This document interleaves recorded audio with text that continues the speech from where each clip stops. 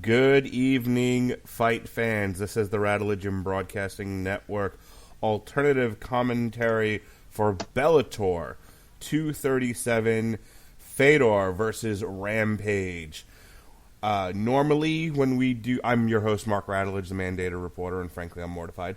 Normally, when we do these, we do the entire UFC card, but this is Bellator, and it really... does anyone really care? Does anyone really care about the rest of these? Well, if you do, Michael Venom Page KO'd Shinzo Anzai in round 2 in about 23 seconds. Godi Yamuchi defeated Darren Cruikshank, who came out to Real American, by the way, by submission. Yamaguchi did rear naked choke. Round 1 at 3 minutes and 11 seconds. Ilara Joan versus Kana Watanabe. Watanabe won by TKO in the third round.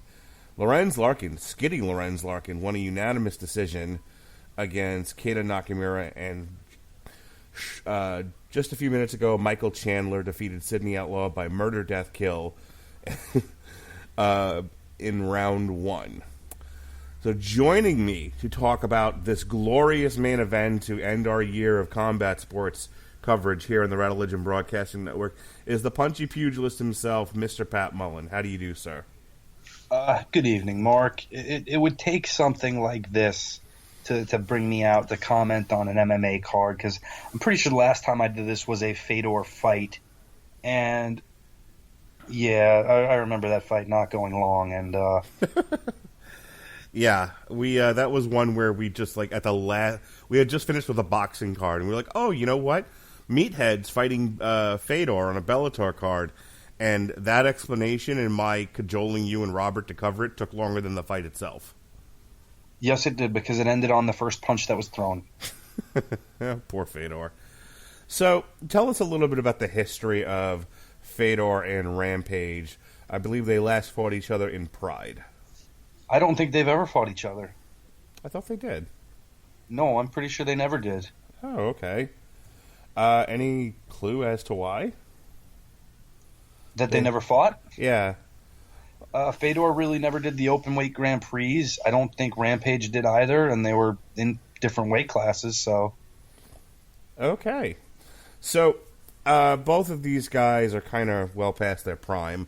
Rampage is currently 41 years old, and the last time he fought was against Wanderlei Silva. Because we needed that fourth fight. Maybe that's what I was thinking of. Last September 2018. So prior to that, and then he won that fight. It was a TKO in the second round. Prior to that, he lost 2 decisions, one to Chael Sonnen and the other to King Mo, who is now currently retired. So how do you see this fight going? Whoever lands first wins. It's going to be a short night, eh? Maybe. Listen, Fedor can't take punishment anymore. We've seen that. And the thing with Rampage is, for all the out-of-shape jokes we make about him and his lack of wrestling ability or seeming to care not how to wrestle anymore, he still can hit. I mean, he knocked out Wanderlei. He can still hit. Whether he hits hard enough to knock Fedor out, I don't think that's really a question. I think he can. Fedor's seen better days himself. Fedor, you said Rampage is 41. Fedor's 43. And again, we're talking about a guy who in his last fight was knocked out with the first punch that was thrown. He's also, for all the talk about being on the downslide at least, he's still only got 6 career losses. And 2 of them are in his last 4 against Matt Mitrione when they basically knocked each other out, and Mitrione just happened to get up first and capitalize. And the Ryan Bader fight, which we saw, where Bader, for all his lack of technique and in that sense as a striker, he's still a big, strong guy who's always in shape. And he landed. Sandwiched in between there, he's knocked out Frank Mir and knocked out Chael Sonnen. So I'm curious to see how this is going to play out, because if Rampage doesn't clip him on the way in and Fedor is able to get him to the ground, it might be over quick in that sense. And I'm curious to see it. So, talking about Fedor, he had a run of real bad luck in Strikeforce, going all the way back to 2010, almost a decade ago.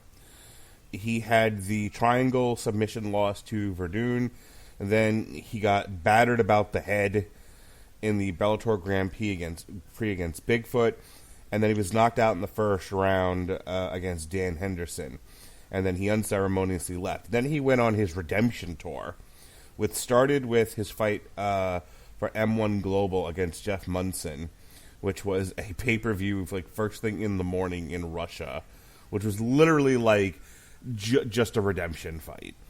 And even that one went to a decision. He then did the fight for Japan, where he did I think it was a New Year's Eve fight. Yeah, against Ishii, which that was supposed to at one point be his retirement fight. Right. Then he headlined an M1 show where they're like, okay, this is really it. So he fought Pedro Hizzo in Leningrad and knocked him out. And then I guess, money talked, because he fought for Ryzen and he fought for Fight Night Global, and then Bellator was able to sign him to a deal to fight. Yeah, if there's one thing that we know about Scott Coker is he knows how to throw money at people. So, and they've had a relationship from Strikeforce. So, here we are.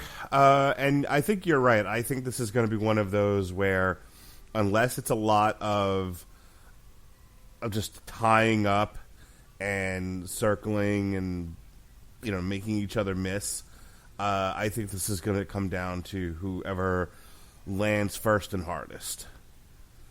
So I don't think you and I are going to be doing this for very long. I don't think so. But you know what? This is what Bellator is for us. Bellator is freak show main event fights we never thought would happen, and we love them for it. Because let's be honest, like, if you really want a real alternative to the UFC, this is how you do it. You take big name fighters from the time when MMA and UFC was probably at its most popular widely, and put those guys in against each other. I remember that guy. No, absolutely. And look, there are people in the UFC who have come over to Bellator because they feel like they've maximized their earning potential in the UFC under the current pay structure. And Strikeforce needs names. They just need recognizable names that have main evented fight nights or UFC pay-per-views or main carded UFC pay-per-views, and those guys anchor a lot of these Bellator fights now. They just talked about Cyborg, who jumped from the UFC over to Bellator, who's going to be headlining a card in the very near future, I think against Julia Budd. So you've got that. You've got Ben Henderson, who was supposed to be on this card, but ended up getting replaced by Outlaw, because he was injured. But he's there. You have Rory McDonald. I feel like there was we talked about some of these guys that were in the heavyweight division: Ryan Bader, Matt Mitrione, and Frank Mir. So, Big Country, Josh Barnett. Yep, both of those guys. As a matter of fact, Josh Barnett just fought, I believe, last weekend. He was supposed to fight and was pulled off the day of. Oh, what? I didn't even catch it because I was away for the weekend. What happened there? Some kind of really bad illness hit him like the day of the fight, and they had to pull him from that card. Who ended up fighting in the main event then? I don't recall. Okay, fair enough. Rampage has a sweatshirt on, and I see love handles through the sweatshirt. Yeah, Rampage and I see a belly haunching through. Rampage's face, right? The way they're shooting him right now at where I am watching on the Paramount Network, they're only shooting him from the shoulders up, and his face is really bloated. Yeah, he looks like he hasn't missed a meal lately. Well, I'm sure he eats well. Christ, when was the last time Rampage fought? It was Vanderlei, right? We said that. Yeah, right. I'm sorry. It was September of last year. Duh. So he's been out of action for a year. And then even prior to that, he fought in January of 2018. So he had 2 fights. He had no other fights this year. He spent 2019 being entirely inactive, except for tonight. And then in 2018, he had 2 fights, one in January, one in September. And then prior to that, 1 fight in 2017, 1 fight in 2016, 1 fight in 2015, and 2 fights in 2014. So, and just looking at him, they're not shooting again. They're refusing to shoot him from the stomach area. But just looking at him where he is, I see overhang. Now they're widening the shot. I see overhang on his trunks or pants. He doesn't look like he's been doing a lot to get ready for this. He's definitely got a chin there. I wish that they would let him fight in overalls. That would be perfect. I mean, Fedor's always looked kind of soft, too. I'll be curious to see what kind of shape he comes up in. Right, but you're talking about Rampage, who at one point in time, looked like he was carved out of stone. When he was the light heavyweight champion and knocking out Chuck Liddell and Vanderlei and these guys. And then he just didn't care. Yeah. I'll never forget his fight with John Jones. Not so much the fight itself, because it was kind of forgettable, but after the fight where he whined and complained about John Jones kicking him in the knees, quote unquote, oh boy, like a girl. Fat. Like, there's not a nice way to say it. Well, hopefully this is his last fight then. I doubt it. He's still on a payroll. He's still got a name. Maybe they'll put him against Roy Nelson next. That's a good look for the sport. The funny part is he still stands a pretty good chance at winning this. I didn't look at the odds for this. And I didn't look at the weigh-ins either, which I would have liked to. So I want to pull it up right now. And Fedor is a slight favorite.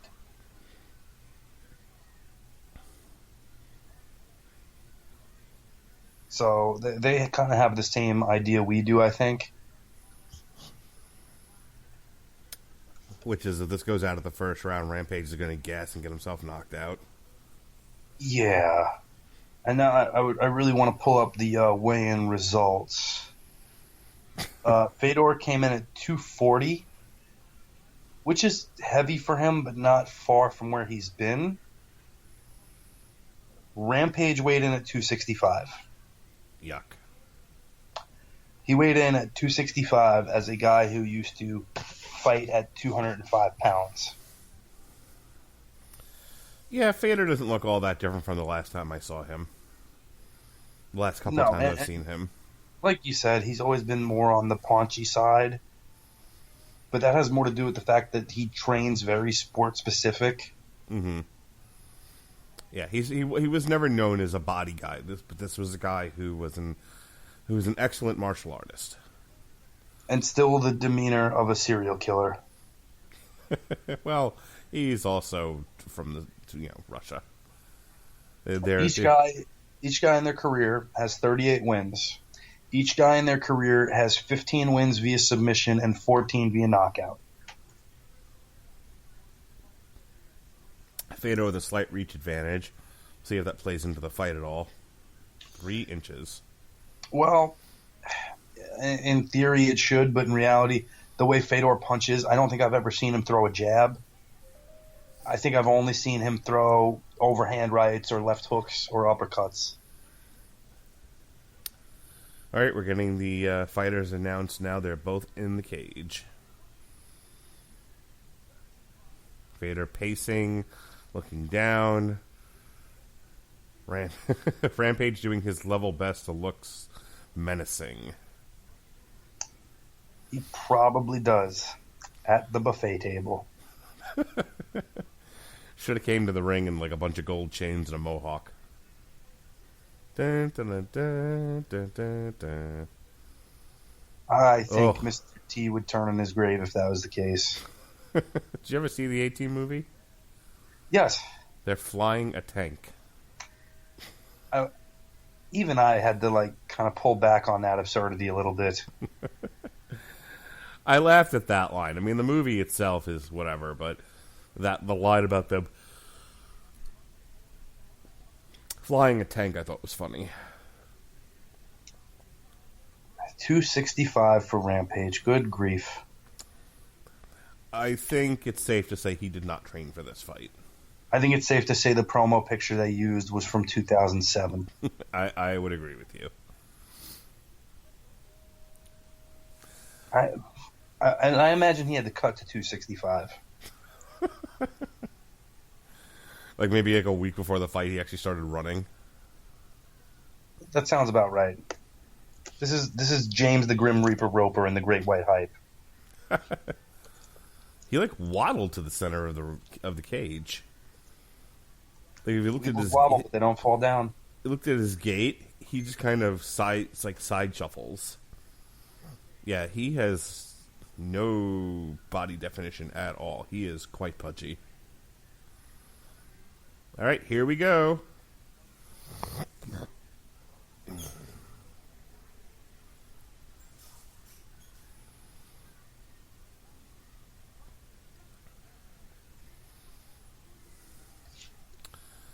All right, the fighters square off, kind of taking each other's measure. Fedor fires off first.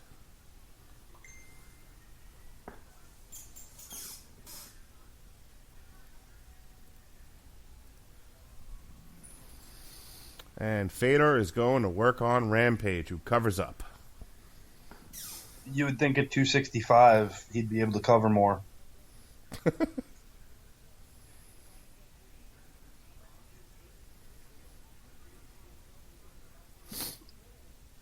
When has Fedor ever looked better cosmetically than his opponent? Ooh. Better cosmetically. Zulazino or Choi Hong Man? You could argue he was in better shape than Bigfoot. Bigfoot just kind of fell on him and never got off. Boy, that was ugly. That was not good. I don't ever want to watch anything like that again. Oh my god. So, Rampage threw like an overhand and it looked like he was about to fall over. Rampage throws again. Fedor ties him up, kind of throws him. Fedor, sensing Rampage doesn't have a whole lot in him, starts just throwing punches. Rampage intends to just cover up. This is like watching Data 5000 again. Well, hopefully one of them doesn't die of a heart attack in the ring. That almost happened. It didn't happen. I thought Dada fight died the night of the fight, or no? No, Kimbo died later. Data, I believe, is still alive. Oh, really? I thought Dada was dead too. This is what happens. You don't take notes before the fight. Yeah. Well, nobody should take notes on a fight like that. Leg kick from Fedor. Fedor is just really teeing off on Rampage. Rampage. I'm shocked he hasn't gotten him out of there yet. God, Rampage is just so fat. Fedor tripped himself kicking. He threw a kick and then stumbled. Yeah, I don't understand why he threw a kick. He never throws kicks. He did jab in this fight, though, and I said I'd never seen him throw a jab. So, Fedor walks forward, throws a bunch of punches. Rampage covers up. Rampage actually fights back this time. Up. Well, Pat, we said this was going to be a short night. Indeed we did. So that looked like a right hand from Fedor caught Rampage, I'm going to guess, on the ear. And he dropped forward. We'll see the replay again. We'll know for sure. Rampage actually cut a little bit underneath the eye. Yeah, it looked like it was squared right there. We can see it again. And all right, here it is. I wish we weren't right about these things sometimes. Yeah, okay. It was a straight right, and it hit him right underneath the eye. And Rampage kind of covered up, and his leg just went out from under him. And down he goes. Down, down, down. Your winner on this almost New Year's Eve Bellator extravaganza. this joint card with Ryzen. Fedor Emelianenko by first round knockout. Rampage's best offense in the round was checking that kick that Fedor almost tripped over himself. We're getting notes from Robert Winfrey of 401 Mania that Rampage did a flare flop. I mean, there was that sequence where Fedor stepped in on him, threw a couple good right hands. Rampage tried to, respond in kind, and he was out of breath after throwing 2 punches. Yeah. And upon just seeing, Rampage go down from the right hand, it was very clear that he's like, all right, I'm done. Yeah, look, I know you're like, oh, well, they still have him on payroll, but if this is what he's going to do, he really shouldn't take fights anymore. He's doing a fake protest of the stoppage. Sure. It's like one of those where you've lost by decision, but you raise your hand anyway. Because, What else are you going to do? Yeah. All right. The right hand just clipped him, and it was a good enough punch. It landed. It hit him on the cheekbone. But he literally flopped and was shaking his head no as he went down. Come on. You said it before. Weebles wobble, but they don't fall down. All right. In this case, he fell down. This Monday on the Radulich and Broadcasting Network, we've got Source Material Fight Club 2. They made a second one of those? They did. That sounds like a terrible idea. You should. The comic book the comic book itself is fine. The ending of the comic book is a great meta discussion about how fans often misunderstand the point of something, and the artist is kind of caught between doing what they set out to do versus fan service. And we had a really fun discussion about that. We will. January 1st, hopefully we'll be able to get our Full House discussion. Only the half of the season, Pat. I don't know if you saw that, but apparently they cut season 5 into 2 parts. So we'll be discussing part 1, hopefully this Wednesday, January 1st. Yes, I'd like to thank The Sopranos for instituting that policy of half seasons. We'll have our Metal Hammer of Doom year-end special, hopefully that night. And then our first on-trial of the year for the original Fight Club movie starring Ed Norton and Brad Pitt will be Thursday. And then Friday night, myself and Pat Mullin, once again, hopefully, will be doing our 3rd chapter of our look through boxing on Joe Louis. And then we're supposed to cover ICW New York No Holds Barred, assuming Pat can make it. Don't know if his work schedule will allow him. I'm working on it. They may have him in chains, ladies and gentlemen. We're all praying for Pat. But that's currently the plan. The following week, we've got Doomsday Clock, Watchmen, which I loved. I can't wait to talk about it. Pat will be back on for the Metal Hammer of Doom January 8th to just do some 80s Kiss. And that's that. That'll be that for the week. So that's 2 weeks worth of shows. We've got we got a week full of Star Wars stuff in the archives now, so go ahead and check that out. Pat, other than doing recordings with me, you got anything else in the works? What do I have in the works? No, I got nothing. All right, well, I used to do this show called The Casual Heroes. I don't know if you heard of it or not. I remember there used to be a thing called The Casual Heroes. But I'm pretty sure that show ended when both of these guys were still in their prime. They apparently still have an iTunes feed, so if people want to check out their previous shows, they've done they've done reviews of The Boys. They did a list of shows that have already came and went. So they did a review of The Shining. That was fun. Does that even count? Because you and Gavin did a Shining show, if I'm not mistaken, right? Nope, me and Sean. Oh, Gavin didn't get in on that. Okay. No, Gavin did his own thing. Gavin, however, did go on Source Material and talk about the first 5 issues of The Boys. So you can check that out in our archives. In any case, I will check that out in the archives. I think it's worth checking out. Absolutely. In any case, folks, they can't all be zingers, as I said once. So thank you for joining us on this short show for Fedor versus Rampage, such as it was. Happy New Year. Be well, be safe, and behave.